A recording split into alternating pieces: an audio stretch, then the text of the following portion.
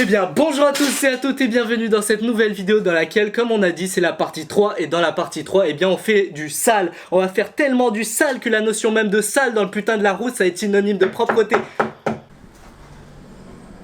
Putain, faut que j'aille ouvrir l'autre coin. Pile attend. Allez, rentre.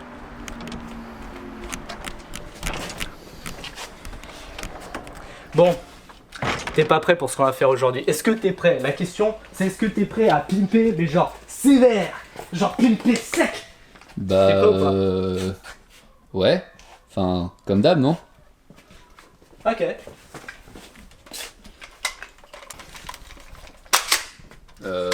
Ouais, pourquoi faire? De toute façon, tu vas bien voir. Suis-moi. Bon, tu vois la bouteille là-bas là. De quoi le placement de produit? Ouais, voilà. T'as été sur YouTube récemment? Ouais. Tu sais ce qu'il te reste à faire? Bah ouais. Je te regarde. Tu peux mieux faire. Et je vais t'apprendre le pimpouet.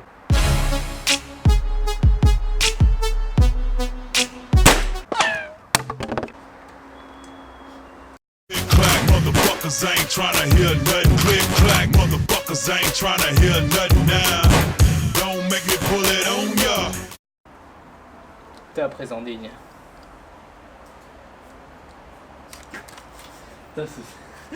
Voilà, donc comme promis, je vous avais dit que ce moteur, il... Mais tais-toi! Mais, viens par là, viens par là, viens. Elle veut pas se taire, elle veut pas se taire. Du coup, je vais la garder ici, je vais lui faire des câlins. Comme ça, elle va arrêter de parler, hein? Qu'est-ce qu'il y a? T'as la dalle? T'as la dalle, mais je t'ai donné à manger il y a deux... Ah! Donc je vous disais que ce moteur, il allait cracher, mais beaucoup de poneys. Tu vois pas des petits poneys à la française avec des petites meufs, avec des petites bottines de Bourges là qui se mettent sur les petits poneys. Non, non, non, moi je vous parle des bons poneys sauvages, mongoliens de la savane, des poneys...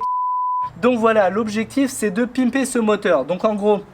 je vais modifier la pompe à essence, enfin je vais la pimper pour délivrer plus de fuel par l'injecteur. Je vais lui mettre une injection de propane, je vais lui mettre un turbo. Et donc sur cet axe, il y aura énormément de couple qui va sortir.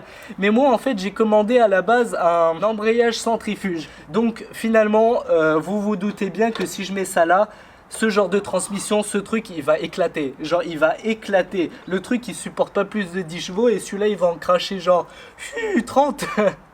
Donc j'ai acheté un torque converteur. Un torque converteur, c'est un convertisseur de couple en anglais. En gros ce moteur, eh bien il va sortir beaucoup de couple mais pas tellement de chevaux parce que c'est un diesel. Mais si on lui met un convertisseur de couple, en quelque sorte, on peut dire qu'il va prendre le couple et il va le transformer en chevaux. Les chevaux, ça va servir à aller vite. Donc en gros, c'est comme si c'était une boîte de vitesse à vitesse infinie. En gros, quand le moteur il tourne très vite, le réducteur, eh bien, il va faire en sorte que les roues tournent encore plus vite. Et à bas régime, c'est-à-dire au démarrage, eh bien, le rapport de réduction sera très grand. C'est-à-dire que le moteur, il aura comme s'il avait un petit pignon et un grand pignon de sortie. Donc voilà, un convertisseur de couple. Ça m'a coûté 70 balles, donc je l'ai acheté sur Amazon.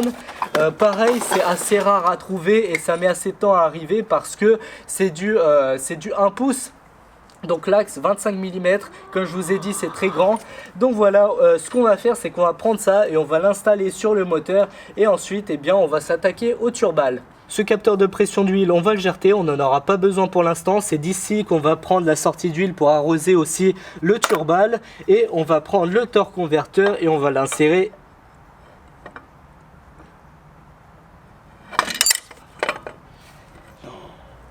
C'est la merde, frère. Le torque converteur, il est trop court. Le moteur, il est trop gros. Putain, mais t'aurais pas pu maigrir toi aussi là pendant ton voyage de Chine? Là, t'as fait 3 mois en camion, t'aurais pas pu maigrir un peu? Bon, du coup, calmons-nous. On a dit sur Ultimate Making, tout est possible. Donc, ce qu'on va faire, c'est que vous voyez, là, c'est trop court. Donc, le truc, je peux pas le mettre droit. Il tape en fait dans l'accélérateur et dans tout ça. Donc, la seule possibilité pour que j'installe le convertisseur de couple, c'est de le mettre comme ça. Comme ça, ici, vers le haut. C'est très bizarre, mais ça peut le faire théoriquement. Vous voyez ici, le seul problème c'est que j'ai ça, donc l'arrivée d'essence, donc sous pression. Vous savez, une pompe d'injection ça peut monter jusqu'à 1000 bars de pression. Donc 1000 bars, je ne sais pas si vous vous rendez compte, mais c'est monstrueux. Et c'est pour ça que ce tuyau est un tuyau renforcé en acier en fait. Il est super épais. Il se plie pas comme ça, mais l'objectif ça sera donc de le plier. Voilà, donc je vais le plier mais sans l'endommager. Sinon si ce truc il explose, bah c'est la merde. Donc voilà, vous voyez il passe en plein milieu. Je vais le faire passer comme ça par au-dessus en fait. Et puis je vais le réinstaller là. J'ai plié, on réessaye. Ok, toujours plus là. Bon bah j'y retourne. Donc vous voyez, après à peu près 1 heure de galère, j'ai réussi à refaire totalement la forme de ce tuyau. Mais par contre vous voyez bien, c'est pas parfait, c'est un peu bossu, c'est pas parfaitement droit. Mais je préfère le laisser comme ça parce que vous savez, en général, c'est lorsqu'on essaye de faire un truc parfait qu'on le casse. Donc plutôt que essayer de faire un truc parfait, je me limite à un truc qui va marcher. Et voilà, donc on va laisser ça comme ça. L'essentiel c'est que ça marche. Donc là en fait vous voyez j'ai décalqué sur du papier tout simple avec de la craie grasse la forme en fait des collecteurs d'admission, d'échappement etc. Que ce soit sur le turbo ou sur le moteur. Et maintenant j'ai juste à les poser ici comme ça on a la forme. Je les pose, je décalque aussi les vis. L'emplacement des trous en enfonçant mon doigt et on voit la trace en fait du rebord. J'utilise aussi du scotch, donc vous voyez du scotch de masquage tout simplement pour fixer ça comme ça ça ne bouge pas lorsqu'on met le poinçon en fait. Le papier ne va pas bouger et on va pas changer l'orientation des trous.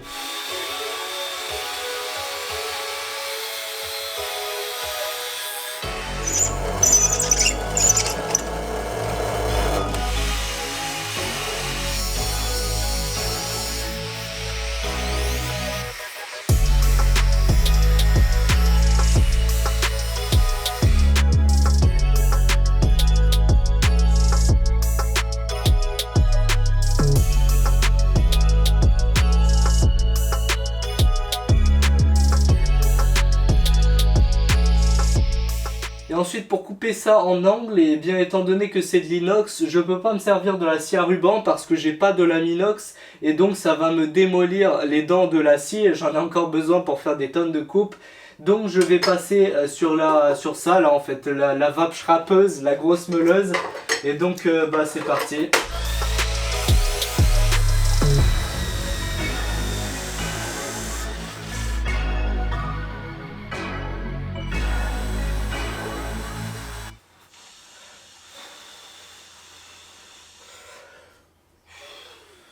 Bah quoi, je fais mes échauffements parce que je vais encore souder au TIG et vous allez me dire ouais tes cordons ils sont dégueulasses et tout. Ouais mais mon gars je fais mes premiers cordons, qu'est-ce que vous voulez que j'y fasse? Faut bien commencer un jour, non?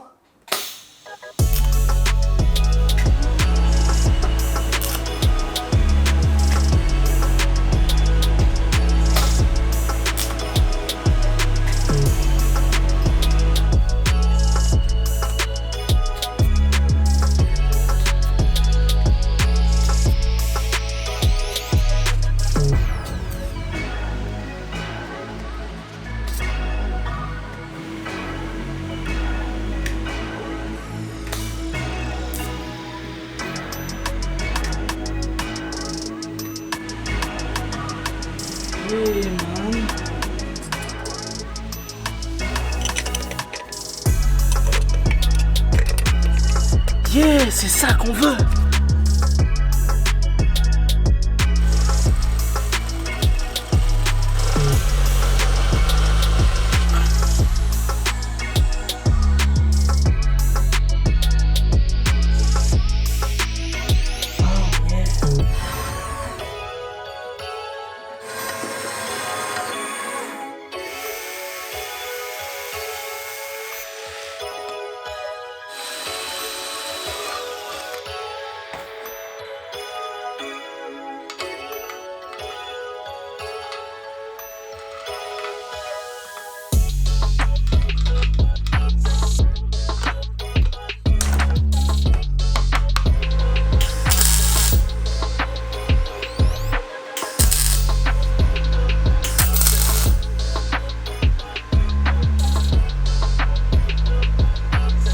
Donc là vous voyez j'ai pointé les fixations de l'intercooleur, donc j'ai pensé ces fixations de telle sorte à ce que ce soit très facile de mettre et d'enlever l'intercooleur. Et sur l'intercooleur eh bien j'ai mis 2 vis en haut et une vis en bas. Donc 2 vis en haut parce que tout le poids de l'intercooleur va s'exercer surtout sur le haut, la vis d'en bas est juste pour la stabilisation.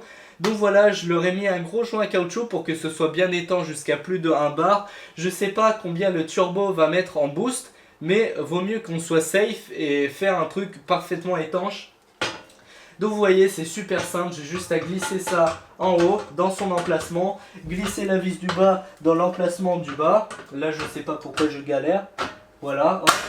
Et puis là il me reste plus qu'à resserrer les écrous, donc évidemment à la fin il y aura des écrous indesserrants, là c'était juste pour vous montrer pour l'exemple.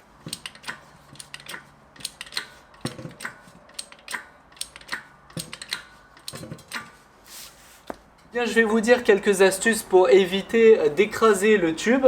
Alors tout d'abord, si jamais votre tube s'écrase, vous écartez ces deux trucs là. Plus ils sont près d'ici, plus votre tube va avoir tendance à s'écraser.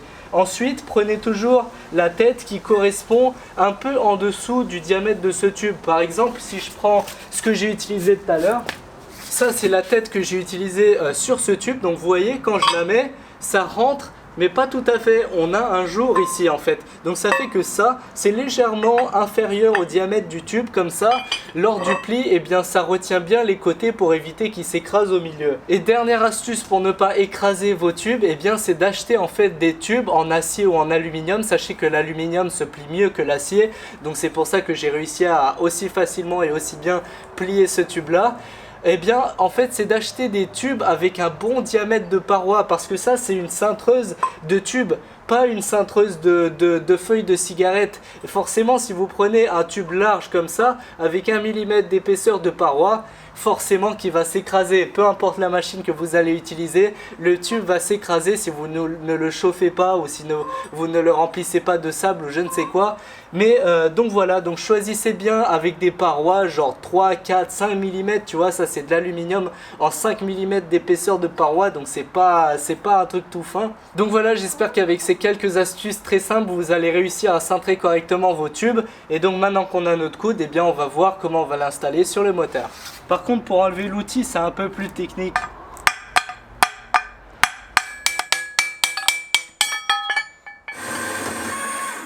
Donc j'ai découpé mon coude en tube rond et ici on a une forme carrée. Vous voyez, le rond sur le carré, ça ne fit pas très bien. On aura des fuites ici, on aura des coins qui vont dépasser. Donc on va vouloir transformer un rond en carré. Et pour ça, on va utiliser une technique ancestrale qu'on appelle le thermoformage par impact. Donc ça consiste à redresser la matière à l'échelle atomique pour transformer tout simplement un rond en carré. Alors pour réaliser cette technique ancestrale, il nous faut tout d'abord un bout de bois. Ensuite, vous prenez le coude et vous le déposez délicatement sur la surface en acier. Enfin, tu prends ton plus gros marteau et tu lui piques sa mère.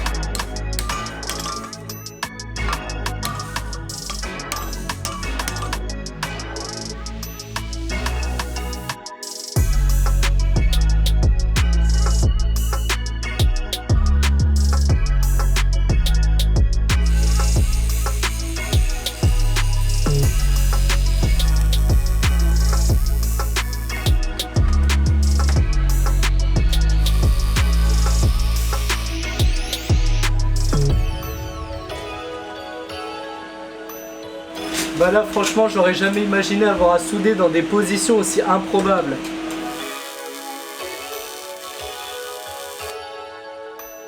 Ce genre de montage d'équilibriste. Vous voyez qu'il n'y a pas plus utile qu'une pince à Staline.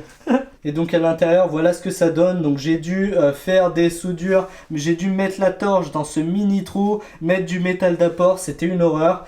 mais j'ai réussi. En fait, si vous me demandez pourquoi j'ai dû souder ça en intérieur, c'est que en fait, si je soudais ça à l'extérieur, vous voyez, il y a un emplacement pour la vis qui est très très proche du bord. C'est mal foutu, mais j'y peux rien. Et donc, si j'avais ajouté un chanfrein avec la soudure, eh bien, ça m'aurait soit déjà bouché le trou, soit tout simplement la vis, elle ne se serait pas assise à plat correctement sur son emplacement. Donc voilà pourquoi j'ai dû faire des soudures en intérieur sur ce tuyau, mais aussi sur celui-ci là pareil. Là c'est plus dégueu, mais c'est la forme du trou qui n'était pas propre. Donc voilà, j'ai dû faire des soudures en intérieur.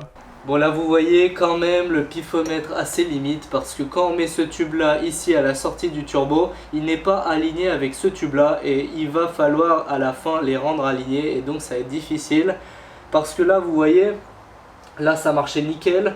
J'ai réussi à faire ça parfaitement aligné avec l'autre, et donc il suffira de mettre un bout de silicone et les relier ensemble. Mais là l'histoire n'est pas aussi facile. Et pour faire les raccords, eh bien j'ai commandé sur Banggood, vous voyez, des tubes en silicone tressés. Donc là à l'intérieur on a de la tresse, à l'intérieur du silicone. Donc c'est les raccords qui sont faits exprès pour les tuyauteries des voitures et pour les circuits d'air pour le turbo, le refroidissement, etc. Donc c'est très pratique. Je vous mets ces liens dans la description. Par contre choisissez bien les bonnes dimensions parce qu'ils en ont de plusieurs diamètres, et si c'est trop grand, bah, vous pourrez pas le... Alors, il va flotter sur le tuyau. Donc voilà.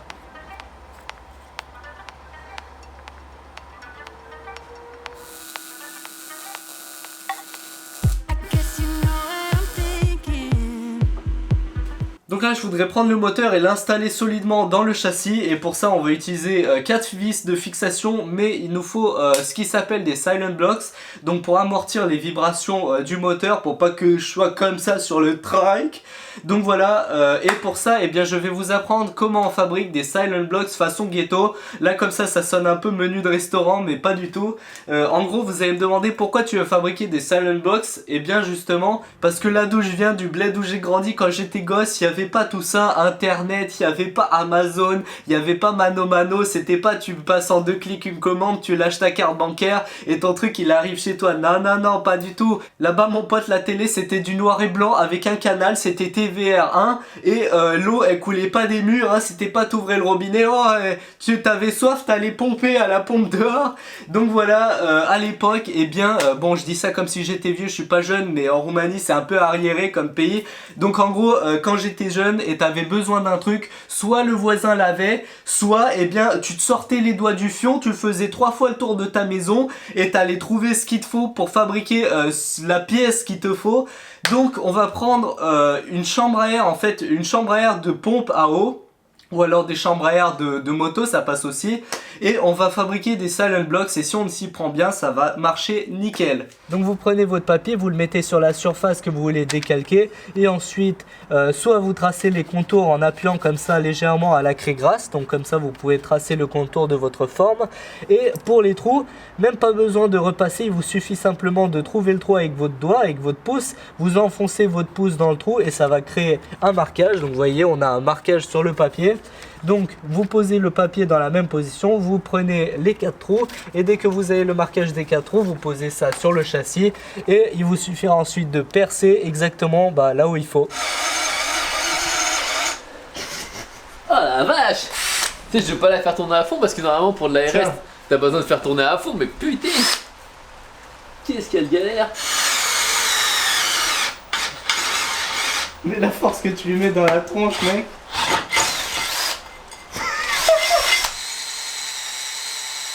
Alors pour fabriquer des silent blocks façon ghetto, il nous faut un emporte-pièce, donc un emporte-pièce voilà, pour découper le caoutchouc. Ensuite, comme je vous ai dit, on prend une chambre à air, enfin ça s'appelle comme ça je crois, chambre à air de pompe. Donc vous voyez, c'est du caoutchouc assez épais, un peu plus rigide que les autres. Donc voilà, bourrez-lui la gueule.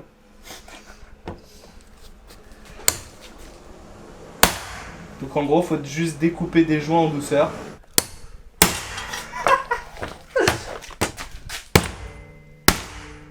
On appelle ça du caoutchouc vulcanisé. Donc voilà, vous voyez, c'est pas très compliqué. Vous prenez vos rondelles, vous les empilez sur votre tige qui va accueillir le moteur. Vous prenez ensuite votre chouchou. Bon, c'est pas facile parce qu'il fait dans les 50-60 kg.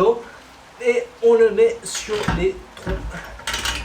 Et enfin, on rajoute sur chaque pied 2 rondelles de caoutchouc et une rondelle en métal. et évidemment aussi par-dessus un écrou. Mais en fait l'objectif c'est tout simplement d'empêcher au maximum le contact entre le métal du moteur et le métal du châssis. Donc vous avez vu que sur le carter moteur, eh bien, on a un orifice qui est directement relié à un capteur de pression d'huile, mais cet orifice, eh bien, il sort directement de la pompe à huile. Donc il nous suffit en fait de faire une sorte de T, donc un raccord en T fait maison, avec un filetage et un taraudage 1/8 27 NPT, et oui c'est pas pour rien que j'ai acheté ce putain de coffret de taraude américain. Et donc ce raccord en T il va nous servir à partir à la fois dans le capteur pour avoir quand même une indication sur la pression de l'huile, et de l'autre côté eh bien on va tout simplement amener le lube sur le turbal.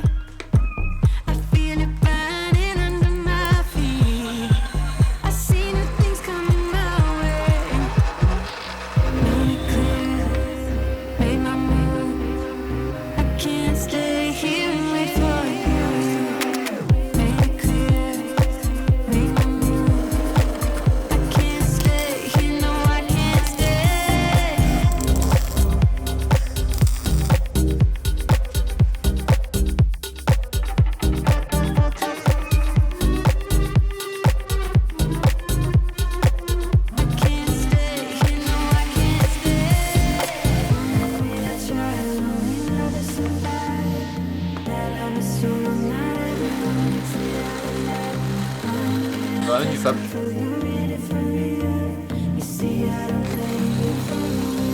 Vous voyez ce magnifique panneau de contrôle avec toutes les petites jauges là, ultra stylé, full chromé bling bling.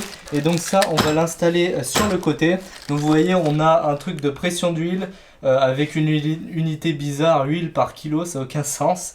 Une température, donc en degrés heureusement, et des volts pour la batterie. Donc tout ça évidemment on a les sorties derrière et on a les capteurs qui vont avec, qui vont devoir être installés dans le moteur.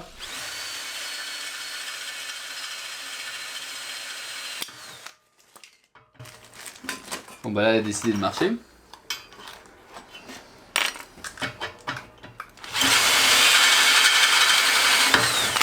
En fait il leur faut de la pression pour fonctionner. Les électrovannes. Oui. T'auras appris des choses. J'ai trop envie de me suicider, mais oui. Les deux marchent. Là je suis en train de tester la deuxième. On est d'accord, je viens de cracher l'air dehors. Oui. Bien Jean. T'as mis la pression dans un raccord pour avoir plus de volume? Non. C'est pas vrai.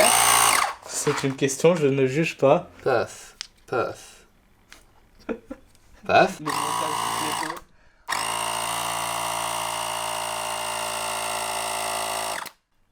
7. Et là.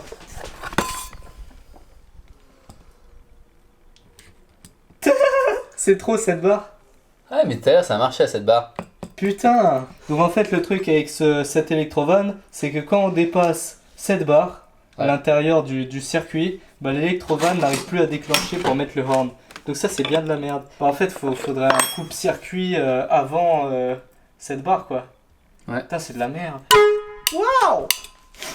Donc là on est en train de faire les premiers tests pour le circuit d'air comprimé. Donc on a le compresseur là qu'on va certainement devoir changer parce que c'est vraiment de la merde. On n'a pas de débit, pas de pression, enfin bref, il n'y a rien. Donc le compresseur dans tous les cas il ira sur un T comme ça, qui ira sur un électrovan, pareil pour l'instant ça marche pas ça. Électrovan, c'est un capteur de pression, un switch. Un switch en gros, de pression. Dès que la pression à l'intérieur du potentiel réservoir, dès que la pression elle atteint par exemple 10 bars, ce truc est censé couper les moteurs et les réactiver dès que la pression tombe en dessous. Comme sur un vrai compresseur. Ouais.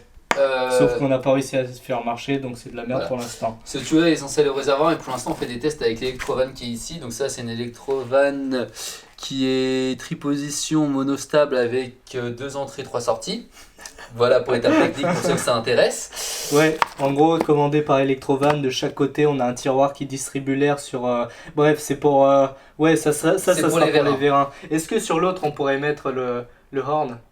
Ah mais non, on a déjà une Electrovan. On a déjà une Electrovan. Oui, on a ça aussi. Voilà, et ça c'est klaxon et... Donc ça c'est le klaxon de Pimp, ici la pression elle arrive. On a une Electrovan et c'est censé gueuler. Mais le truc c'est que bah, pour l'instant... Il faut du débit à cette barre et il a aucun débit, quelle que soit la pression. Donc tout ça c'est du Banggood, ça n'a pas coûté très cher. Ça c'est un truc à genre 15 € sur Banggood. Bon, c'est pas de la top qualité, mais honnêtement, c'est sacrément pimp. Ça, ce tiroir, c'est du Banggood, c'est pas mal. Ça, ça c'est du Banggood, mais j'ai pris le moins cher, mais la prochaine fois, je prendrai une version meilleure. Donc ça, c'est le taraudage de la partie qui va tenir la roue dentée, donc la couronne pour la transmission. Donc on va faire 2 trous à peu près 120 degrés et on va les tarauder au 8. Bon, du coup, les joints d'échappement, admission, tout ça, je les fais en quoi? À ton avis, qu'est-ce que t'as pour le faire? T'as du caoutchouc? Ouais. Ça va bien avec la chaleur. Pas de l'amiante encore, quand même pas. Mais non. Ça m'a dit l'amiante, c'est cancer que si on la respire. Du coup, ce mec a l'air d'avoir confiance.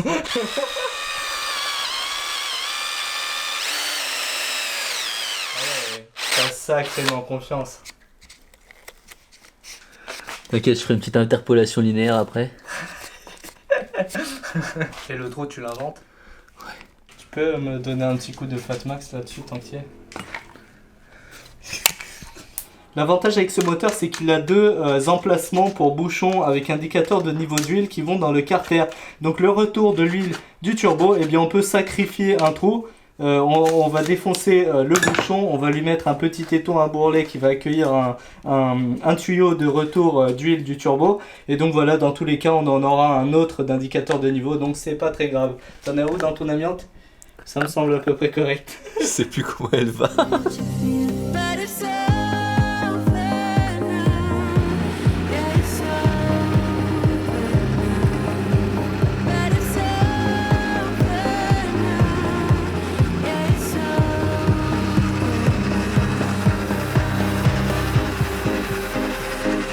On peut noter la présence de lunettes de sécurité.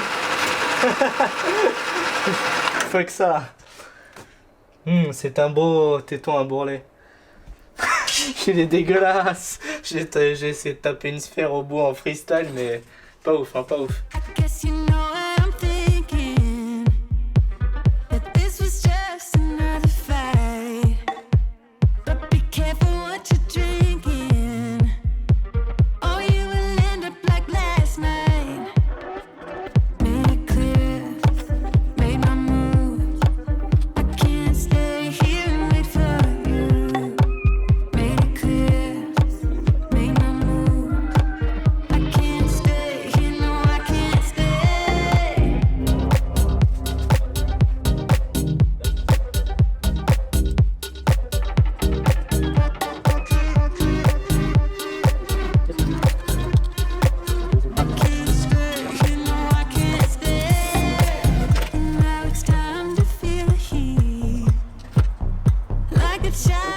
Encore un souci qui reste à régler.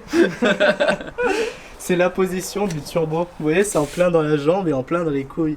Et le truc, c'est que faut trouver comment faire. C'est pas ce que tu crois. Vas-y, je me pousse, c'est vraiment gênant. Faut trouver comment. Genre l'échappement, il va partir comme ça, il va passer sous le siège et il va passer à l'arrière. Mais dans tous les cas, genre la jambe, elle sera en plein là. En sachant que ça c'est quand même la transmission, donc ça tourne. Ouais, ça tourne aussi. Mais le truc, c'est qu'il faudra en fait mettre là une tige, une grosse barre qui sort et on pose le pied là comme ça, comme des pimps. Tu fous le pied sur l'axe. C'est pimp ça. Tu fous ton pied sur le turbo. T'es là, yo. Vas-y, pose ta jambe là-dessus, tu vas voir, t'es posé. Collé contre le mur. Invisible, t'es presque la couleur des murs. Tout ce que j'ai à dire, c'est que c'est pimp. C'est pas fini encore. Il reste à faire une admission ici et les rageux vont me dire que ce moteur il va s'emballer. Je vais leur répondre aux rageux que oui, il va s'emballer. Donc ils ont raison encore une fois. Toujours les rageux ont raison en fait. Mais ici il y aura un clapet étanche et donc il y aura juste un petit levier à pousser et ça va suffoquer le moteur. Donc ça va totalement boucher l'entrée d'air. Et ensuite, qu'est-ce qu'il reste à faire? Donc le pipe d'échappement, donc le pipe aussi ici, voilà, et la blow-off valve. Donc ça c'est la petite valve de chez Banggood qu'on va prendre et qu'on va mettre là. Et ça va faire circuit d'huile aussi. Et circuit d'huile, entrée d'huile, sortie d'huile qui va aller là dans le petit téton. Côté que vous n'avez pas vu encore, ce côté. Oh. Après l'alcool c'est de l'eau, il y a le turbo c'est que de l'air, tu sais, non? Ça va, le réservoir il est assez grand. Il y aura le propane pour compenser. Moi je pense que tu peux en faire un t-shirt, un turbo c'est que de l'air. L'alcool c'est de l'eau et le turbo c'est de l'air. Ok, nouveau t-shirt.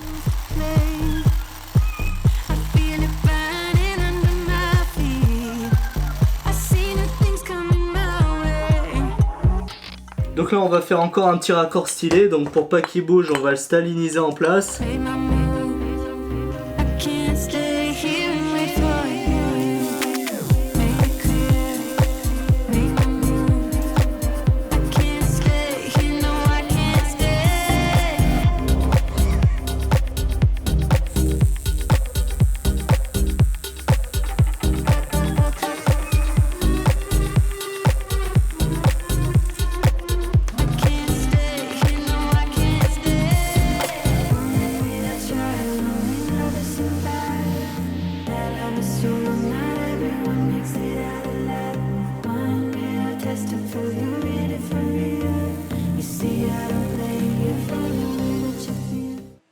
Bon les gars, là je vais vous avouer, j'ai fait ce que j'ai pu, hein. Dans les angles ici c'était vraiment de la soudure de merde. J'ai 1 cm d'écart. Du coup j'ai trop sorti l'électrode et ma buse est trop petite. Donc j'ai pas eu assez de gaz. Vous voyez il y a des traces de noir et mes soudures elles sont dégueu parce que ma torche elle avait un angle pourrave.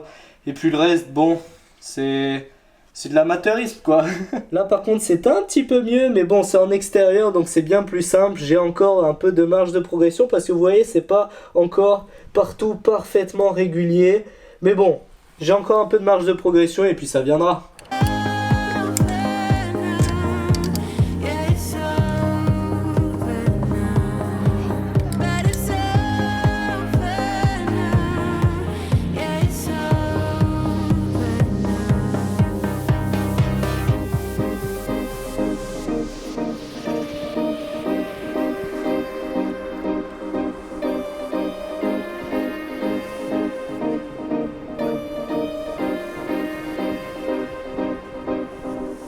Bon là par contre je me rends compte que la fatigue commence à se faire sentir. J'ai installé une blow-off valve sur un diesel. Ça n'a aucun sens. Mon diesel, l'accélérateur est contrôlé internalement au moteur. Donc en fait je joue en fait sur la pompe d'injection. Et il n'y a pas de clapet. Vous savez les voitures à essence, il y a toujours un clapet comme ça, un papillon qui s'ouvre quand on accélère. On ouvre le papillon et quand on arrête d'accélérer, le papillon se ferme. Donc ça crée un vide, ça crée en fait une dépression de l'autre côté du papillon. Et donc cette dépression, on peut tirer un câble et activer la blow-off valve. En fait la blow-off valve, elle sert en fait à évacuer l'air. Vous savez quand on accélère, le turbo il tourne à fond, on arrête d'accélérer, on lâche la pédale. Et bien en fait le turbo il a de l'inertie. Donc il continue à bourrer de l'air dans le moteur, mais cet air il sert à rien, donc il faut l'évacuer. Donc c'est à ça que sert une blow-off valve. Mais moi sur mon diesel j'ai pas de papillon. Je vais me débrouiller pour... Mais vache un mystère! Je vais me débrouiller pour tirer un tuyau avec du vide. Je sais pas où je vais le mettre. Je vais peut-être faire un système Venturi, un système électrique, je sais pas. Je vais me débrouiller pour la faire marcher parce que juste pour le style et pour le challenge. Mais voilà, j'ai installé ça comme un con et vous allez me faire la remarque. Et oui, tout à fait, ça sert à rien.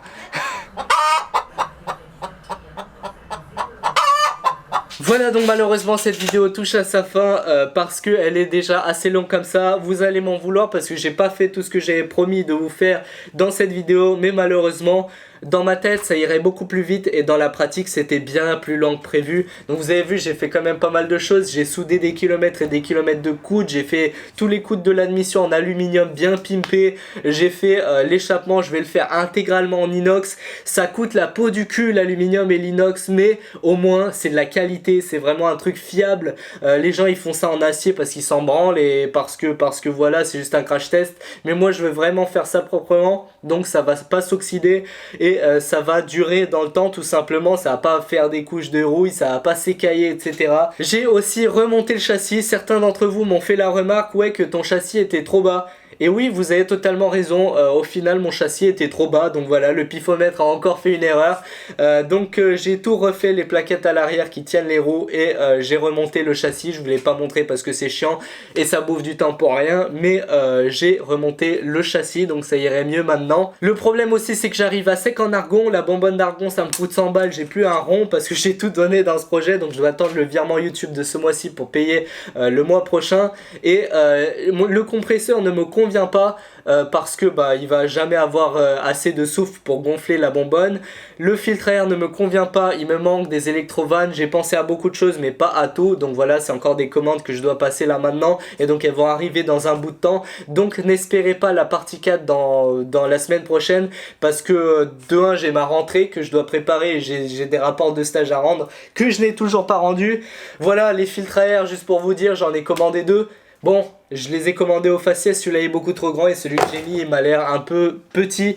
Donc voilà, faut encore peut-être que je commande un nouveau filtre à air. Je vous promets rien, mais j'espère que la semaine prochaine je vais pas vous laisser en plan et que je vais vous faire un test du moteur. Donc je vais démarrer le moteur et je vais vous montrer tout simplement comment il ronronne. Je vais finir les circuits d'huile, etc.